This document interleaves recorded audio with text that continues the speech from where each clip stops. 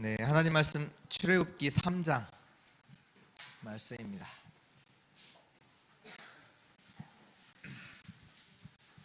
출애굽기 3장 18절에서 20절.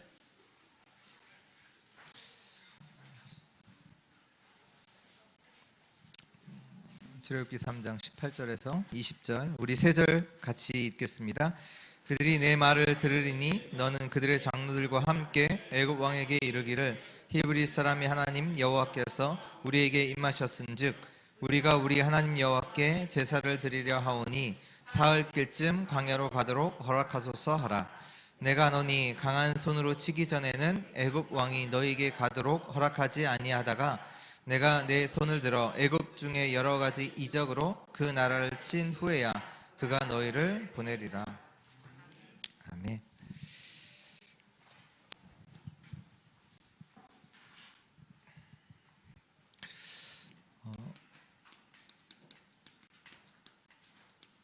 애굽 시대의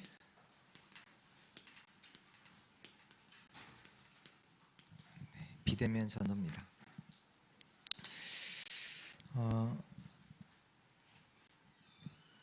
일단 알고 계시면 좋으니까요. 우리 전도 운동 중에서 세 가지 큰 전도가 있죠. 하나가 비대면 전도고요. 다른 하나는 대면 전도고요. 마지막 하나는 미디어 전도입니다.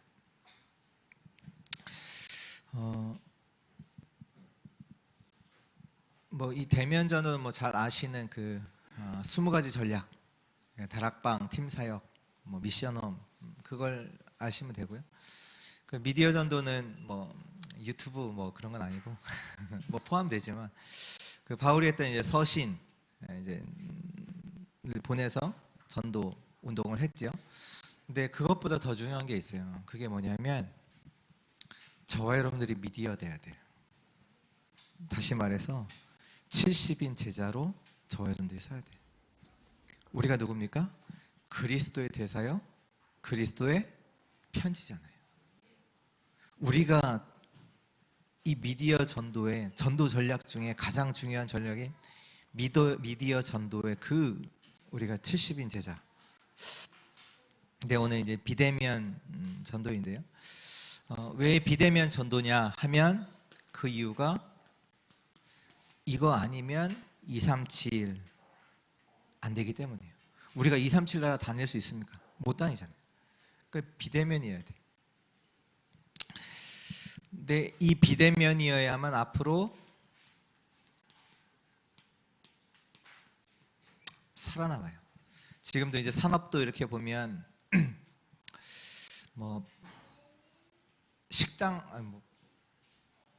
식당도 보니까 아무것도 아니다. 한 작아요.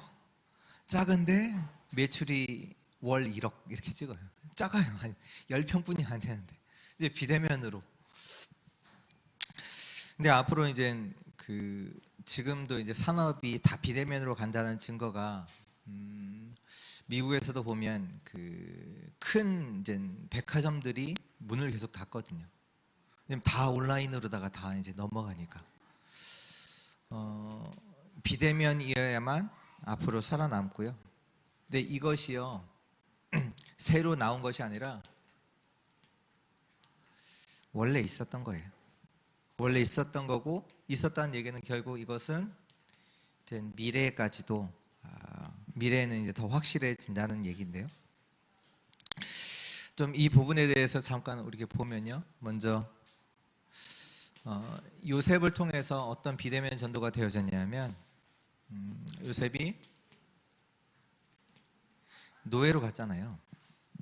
근데 그 노예로 간 현장이 어디냐면 보디발의 집이잖아요. 그러니까 권력 있는 그러니까 뭔가 연결이 될 수 있는 권력 있는 사람의 집으로 갔잖아요. 근데 감옥에 갔어요. 감옥에는 누가 있어요? 장관들이 있는 데잖아요. 근데 그 장관들이 누구예요? 왕에게도 연결될 수 있는 그 장관이 있는 감옥에 갔단 말이에요. 그래서 결국은 총리가 됐죠. 총리가 됐다 중요한 게 아니라 전 세계 사람이 올 수 있는 쌀을 파는 그 플랫폼을 만들어 버린 거예요. 그 전 세계는 기근이 가뭄이 왔는데 지금 애굽에 전 세계에 쌀을 팔 수 있는 그 플랫폼을 딱 만들어 놓은 거예요. 그러면 전 세계 사람들이 올 수밖에 없죠. 비대면 이 부분들이 전략을 우리가 이제 이 부분들을 알고 눈을 떠야 되겠죠. 모세가 했던 비대면 전략이 뭐냐면 출애굽기 5장 절부터 12장까지 보면 10가지 기적이 나오잖아요. 그 10가지 기적이 일어나다 보니까 실제로 전 세계에 이 소문이 나는 거예요. 또 특히 나일강을 피로 바꾸기도 했잖아요. 근데 나일강이 어마어마하게 길잖아요. 그 아프리카에서. 그러니까 나일강에 인접한 국가들은 당연하게 알 수밖에 없어요. 왜 이런 일이 일어나고. 그 소문들이 전 세계에 소문이 나잖아요. 또 하나님께서 이들을 홍해 앞에 세우시잖아요. 그 홍해를 그들이 건너고 그 애국 군대가 죽고 이런 것들이요 전 세계 현장에 전달돼요. 그것뿐만 아니라 이 성막이 아주 중요한 비대면 전도인데요. 이스라엘 백성들이 이 성막을 중심으로 40년 동안 모든 걸 생활해요. 아니 광야에서 40년 동안 산다. 지금 기술로도 사막에서 산다? 어려워요. 어렵다니까요. 지금 기술로도 뭐 얼마 정도는 살 수 있겠죠. 거기서 삶의 터전을 잡고 살아간다? 40년을 살았어요. 광야에서. 성막 중심으로 이스라엘 백성들이 모든 것을 해요. 그것이 전 세계에 전달되는 거예요. 여호수아,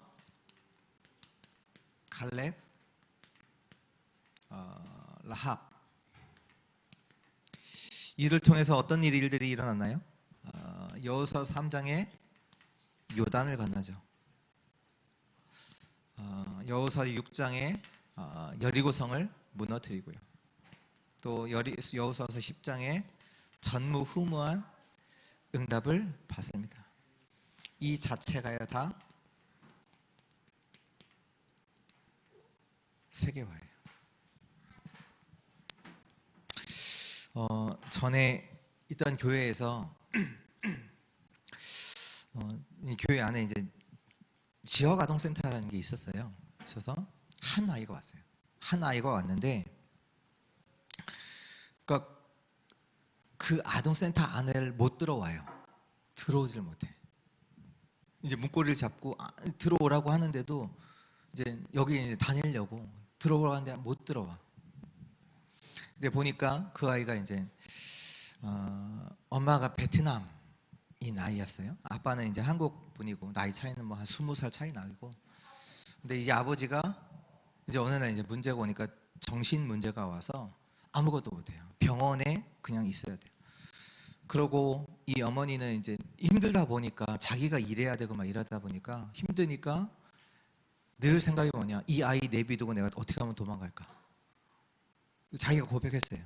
나중에 이제 저희 만나고 복음 듣고 이제 그 속에서 나중에는 이제 자기 이제 그 공장도 계속 다니고, 그러니까 이 엄마가 또 이 아이한테도 그런 정신 문제가 아버지가 있다 보니까 이런 문제들이 조금씩 보일 거 아니야. 그러니까 이 아이를 어떻게 했냐면 베란다가 있잖아. 작은 그냥 아파트인데 베란다가 있잖아요.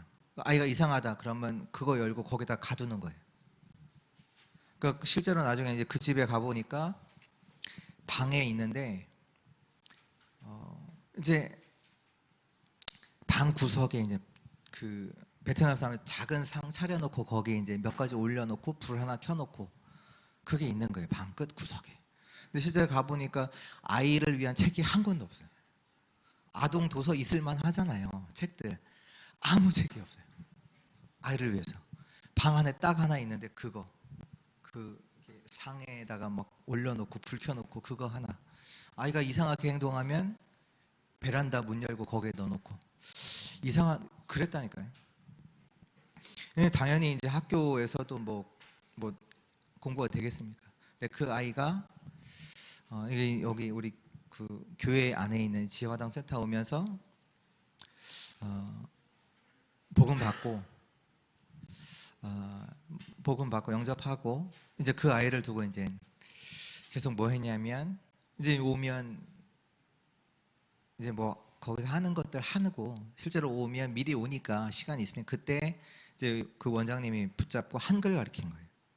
한글 가르치는데 뭘로 가르치냐면 기도 수첩 가지고 계속 그걸 한 거예요. 1년 동안.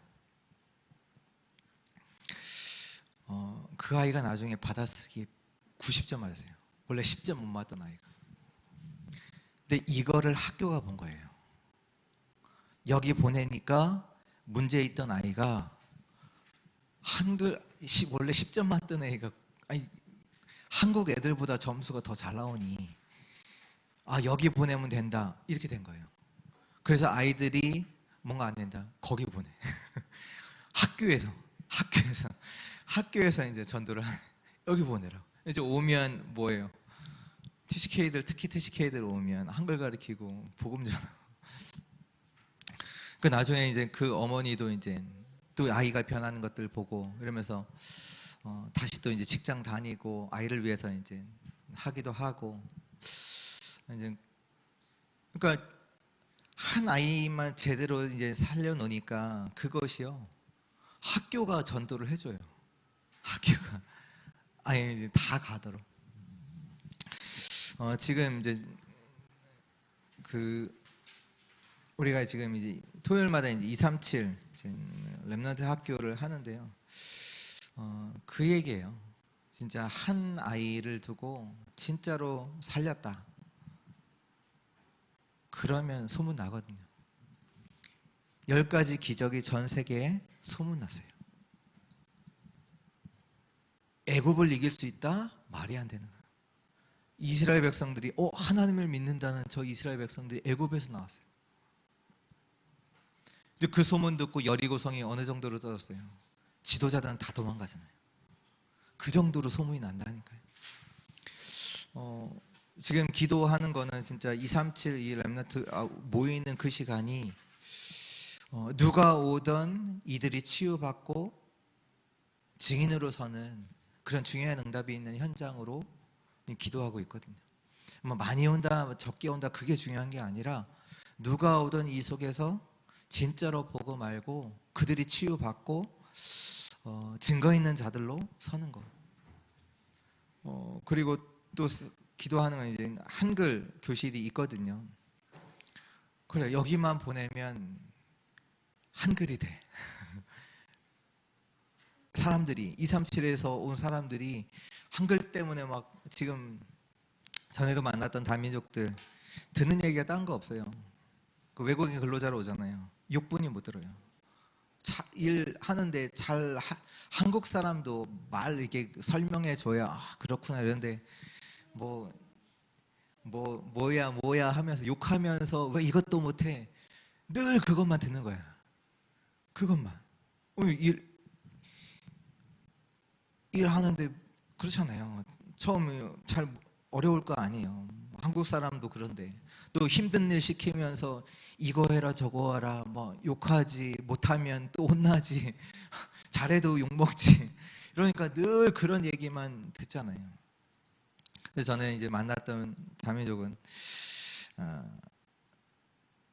갈 때 고맙다고 늘 회사에서는 욕만 들었는데 여기 교회에 와서 권사님들이 챙겨주지 명절 되면 초대해 갖고 식사 대접하지 이러니까 거기서 이제 이 친구가 이제 마음 열고 했던 것들이 있는데 이 교회에 와서 한글을 제대로 이 아이들이 뭔가 다른 것들을 준비할 수 있도록 제대로 그런 부분들을 이제 여기 가면 한글을 제대로 배우고 또 뭔가 꿈을 뭔가 미래에 대해서 준비할 수 있는 이런 부분들이 되어진다. 그런 소문 나면 오겠어요 안 오겠어요? 오겠죠. 237과 다 연결이 된다는. 그래서 그러면 이렇게 보면, 세상의 눈을 가지고 보면 이게 다요 어려움이잖아요.